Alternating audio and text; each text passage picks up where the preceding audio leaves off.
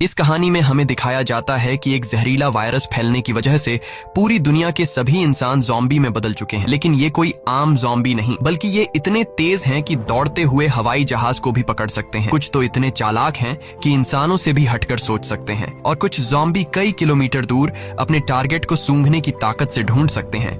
लेकिन इस खतरे से घिरी हुई दुनिया में अब सिर्फ 2 ही इंसान जिंदा बचे हैं। क्या ये दोनों सरवाइव कर पाएंगे या नहीं, जानते हैं आज की इस वीडियो में। कहानी की शुरुआत में हम एक लड़के को देखते हैं जो अपने कमरे में बैठकर टीवी पर कार्टून देख रहा होता है कि तभी अचानक टीवी का सिग्नल चला जाता है और स्क्रीन पर एक इमरजेंसी रिपोर्ट आने लगती है। ये खबर उस लड़के की मुस्कुराहट छीन लेती है। टीवी में बताया जाता है कि दुनिया भर में एक बहुत ही जहरीला वायरस फैल गया है, जिससे इन्फेक्टेड लोग कुछ मिनटों के अंदर भयानक ज़ॉम्बी जैसे बन जाते हैं। ये वायरस बहुत तेजी से फैलता है और पूरी दुनिया इस वायरस की चपेट में आ चुकी है। टीवी में बताया जाता है कि जो भी ये खबर सुन रहा है वो जल्दी से खुद के लिए कोई सेफ जगह देख ले। लड़का ये सब देख ही रहा होता है कि अचानक ऊपर के कमरे से अजीब तरह की आवाज आती है। वो आवाज सुनकर लड़के के गले में सांसें अटक जाती हैं। लड़का धीरे धीरे ऊपर जाकर देखता है तो पता चलता है कि ये उसकी बड़ी बहन का मजाक था। उसके बाद ये दोनों लड़के अपनी माँ के कमरे की तरफ जाते हैं और वहां जाकर ये देखते हैं कि उनकी माँ बहुत परेशान है।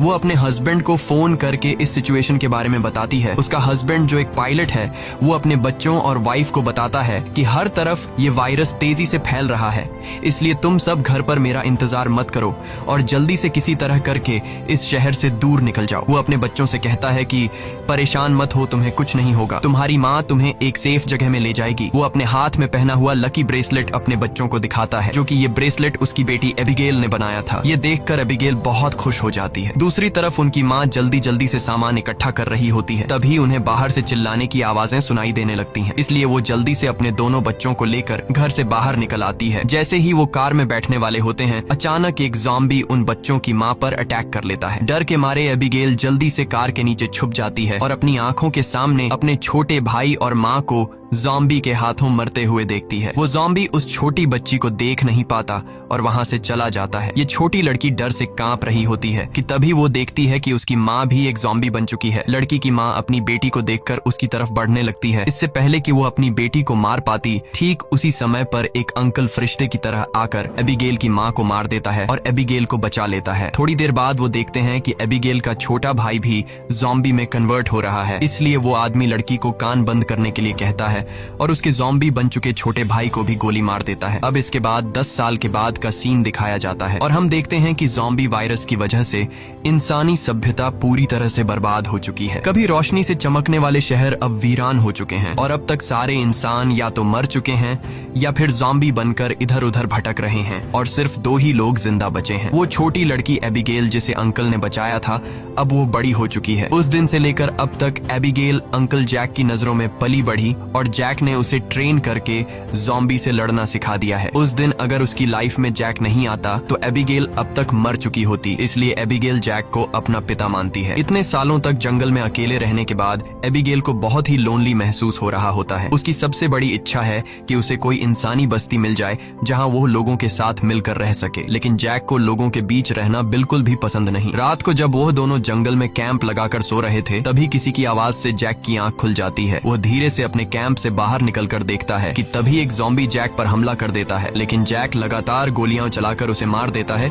और एबिगेल भी वहां पर पहुंच जाती है। इन दोनों को पिछले 10 सालों से जंगल में ज़ॉम्बीज का शिकार करते हुए इतना एक्सपीरियंस तो हो गया था कि ज़ॉम्बी झुंड बनाकर एक साथ मिलकर रहते हैं। वह समझ जाते हैं कि आसपास और भी जरूर ज़ॉम्बीज होंगे, इसलिए वो जल्दी यहाँ से निकलने की तैयारी करने लगते हैं और घोड़े पर बैठकर निकल जाते हैं। तभी रास्ते में उनके घोड़े हिनहिनाने लगते हैं। जैक समझ जाता है कि खतरा नजदीक है। दोनों चारों तरफ देखते हैं तो दूर एक जीप ज़ॉम्बी से गिरी हुई दिखाई देती है, जहां एक नॉर्मल इंसान खुद को ज़ॉम्बी से बचा रहा था। अब वैसे भी दुनिया में इंसान बहुत ही कम बचे थे, इसलिए अब इन दोनों को हर हाल में उस आदमी को ज़ॉम्बी से बचाना था। जैक एबिगेल के निशाने का टेस्ट भी लेना चाहता था, इसीलिए वो एबिगेल से कहता है कि तुम इस आदमी को बचाओगी ताकि पता चले कि वह पूरी तरह से ट्रेन हो चुकी है या नहीं। जैक उसे कहता है कि सुकून से टारगेट को निशाने पर करो और फिर उसे शूट कर दो, लेकिन एबिगेल जल्दबाजी में गोली चला लेती है, जिससे वो गोली ज़ॉम्बी के साथ साथ उस सर्वाइवर को भी लग जाती है। ये देखकर जैक एबिगेल पर काफी गुस्सा करता है, जिसके बाद वो दोनों इंसान के पास जाते हैं। वो देखते हैं कि ये आदमी अब बच नहीं सकता, इसलिए जैक उसे खुद ही मार देता है ताकि अगर उसे ज़ॉम्बी ने काटा हो तो वो दोबारा जिंदा न हो जाए और हमारे लिए खतरा न बने। उसके बाद वो दोनों उस मरे हुए आदमी की कार से जरूरत की सारी चीजें लेने लगते हैं। जैक मरे हुए आदमी के जूते ले लेता है और जैसे ही वह उन जूतों को पहनता है तभी वहाँ मरे हुए आदमी के और साथी भी आ जाते हैं और बहुत सारे हथियारबंद लोग उन्हें घेर लेते हैं। एक बंदा जब मरे हुए इंसान के जूतों को जैक के पैरों में देखता है तो उन्हें शक होने लगता है कि उन्होंने सामान लूटने के लिए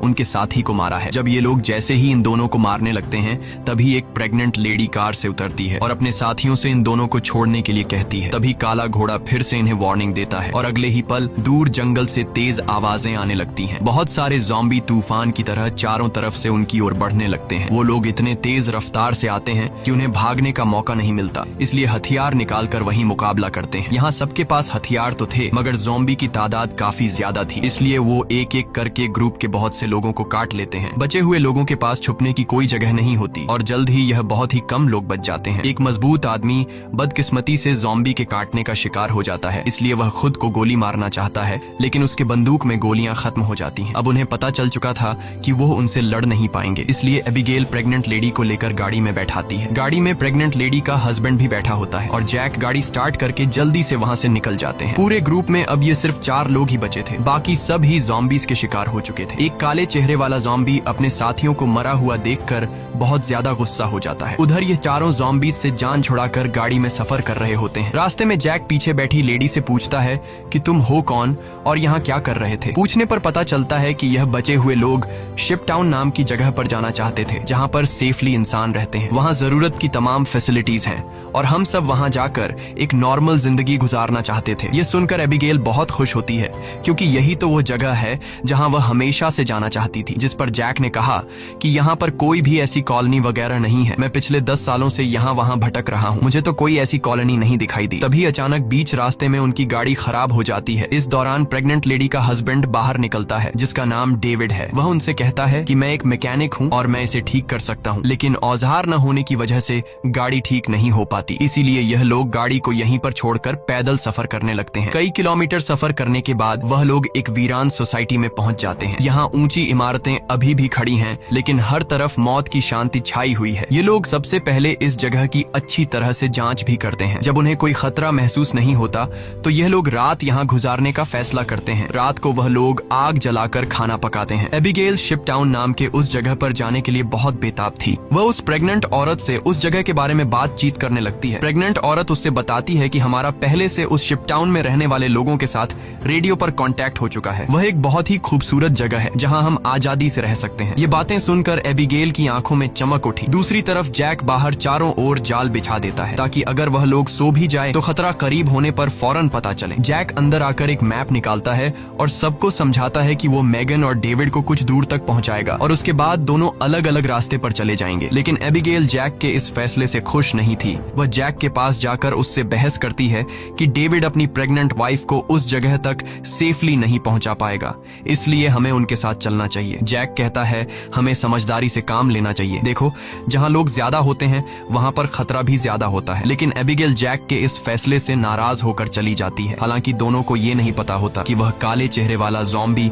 उनकी गाड़ी को सूंघते हुए वहां तक पहुंच चुका है। अगली सुबह एबिगेल छत पर बैठकर अपने बचपन की फोटोज देख रही होती है कि अचानक नीचे पेड़ों से सरसराहट की आवाज आती है। वह समझ जाती है कि ज़ॉम्बी अंदर आ गए हैं और सबको वार्निंग देने के लिए नीचे दौड़कर जाती है कि तभी रास्ते में एक ज़ॉम्बी भी उसके पीछे लग जाता है। एबिगेल खुद को बचाते हुए ऊपर सीढ़ियों पर चढ़ने लगती है और पीछा करने वाले ज़ॉम्बी को झटका देते हुए नीचे गिरा देती है। लेकिन इस चक्कर में उसका बैलेंस बिगड़ जाता है जिससे वह भी नीचे गिरने वाली होती है। लेकिन तभी जैक ने वक्त पर आकर उसे बचा लिया। थोड़ी देर बाद काले चेहरे वाला ज़ॉम्बी अपने साथियों के साथ वहां पहुंच जाता है क्योंकि उसे पता चल जाता है कि उनका साथी कहां पर मरा है। लेकिन वह पहले से बिछाई गई जाल में फंस जाते हैं जिसमें काफी सारे ज़ॉम्बी मारे जाते हैं। जैक धमाके की आवाज सुनकर समझ जाता है कि ज़ॉम्बी का झुंड उस जगह तक पहुंच गया है जहां हम कल रात ठहरे थे और ज़ॉम्बी अभी तक उनका पीछा कर रहे हैं। लेकिन अच्छी बात ये थी कि ये लोग उस जगह को छोड़कर वहां से आगे निकल चुके थे। तभी रास्ते में एबिगेल को याद आता है कि थोड़ी दूर पर एक छोटा सा हवाई अड्डा है जहां पर मेरे फादर काम किया करते थे। शायद वहां कुछ हवाई जहाज बचे हों जिससे हम आसानी से शिप टाउन तक पहुंच सकते हैं। लेकिन जैक कहता है कि अगर हम एयरपोर्ट गए तो वह एक खुली जगह है और अगर वहां ज़ॉम्बीज ने घेर लिया तो वहां हमारे पास जान बचाने का कोई रास्ता नहीं होगा और मुश्किल है कि हमें वहां एरोप्लेन भी मिल जाए। लेकिन एबिगेल के बार बार कहने पर